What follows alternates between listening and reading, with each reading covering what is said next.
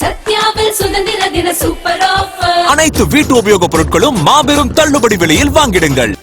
அதிமுக எம்எல்ஏக்களிடம் உரிய விசாரணை நடத்திய பிறகு அவர்களின் ராஜினாமா கடிதங்கள் ஏற்கப்பட்டதாக சபாநாயகர் தரப்பிலிருந்து விளக்கம் அளிக்கப்பட்டுள்ளது. தகவல்களோடு இணைகிறார் எமது செய்தியாளர் சுந்தரம். வணக்கம் சுந்தரம், இது குறித்த விரிவான தகவல். வணக்கம் ஜனனி. அதாவது கொரோனா உத்தரவை மீறி தவிக அரசுக்கு ஆதரவாக வாக்களித்ததற்காக அதிமுக எம்எல்ஏக்கள் 6 பேருக்கு எதிரான தகுதி நீக்க நடவடிக்கை நிலவு இருந்த போது அவர்களின் ராஜினாமாவை ஏற்று சபாநாயகர் ரத்து செய்ய கோரி அதிமுக கொறடா அக்னி கிருஷ்ணமூர்த்தி, தேசிய மக்கள் சக்தி கட்சி தலைவர் எம்எல் ரவி ஆகியோர் சென்னை உயர்நீதிமன்றத்தில் ஒரு மனுவை தாக்கல் செய்திருந்தனர்.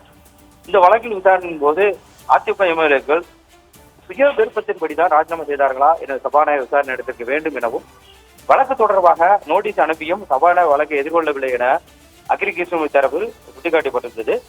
இந்த நிலையில் இது சம்பந்தமாக விளக்கம் அளிக்கும் வகையில் கேசிடி பிரபாகர் தரப்பில் மனு தாக்கல் செய்யப்பட்டிருந்தது. அந்த மனுவில் இந்த வழக்கில் சட்டமன்ற செயலாளர் தாக்கல் செய்த பதில் மனுவே பொதுமனு என்பதால் தனியாக பதில் மனு தாக்கல் செய்யவில்லை எனவும், நீதிமன்றத்தில் அதன் மீது அதிகபட்ச மரியாதை வைத்திருப்பதாகவும் சட்டமன்ற செயலாளர் மூலமாக பதில் மனு தாக்கல் செய்ததில் எந்த உள்நோக்கும் இல்லை என சபாநாயகர் தரப்பு சுட்டிக்காட்டப்பட்டிருந்தது. மேலும் ராஜினாமா செய்த எம்எல்ஏக்களுக்கும் தங்கள் கைப்பட எழுதிய ராஜினாமா கடிதங்களை சமர்ப்பித்ததாகவும், சுய விருப்பத்தின்படிதான் ராஜினாமா செய்கிறார்களா என ஒவ்வொருவரிடமும் விசாரணை நடத்தி திருப்தியடைந்த பிறகுதான் இந்த மனுவை ஏற்றுக்கொள்ளப்பட்டதாக அவர் தரப்பில் மனு கூறப்பட்டிருந்தது.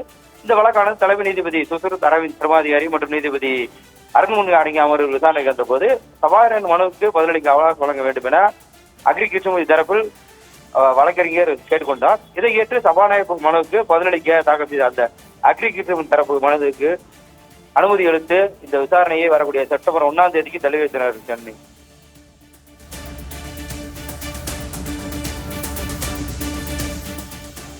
தங்களுடைய விரிவான தகவலுக்கு நன்றி சுந்தரம்.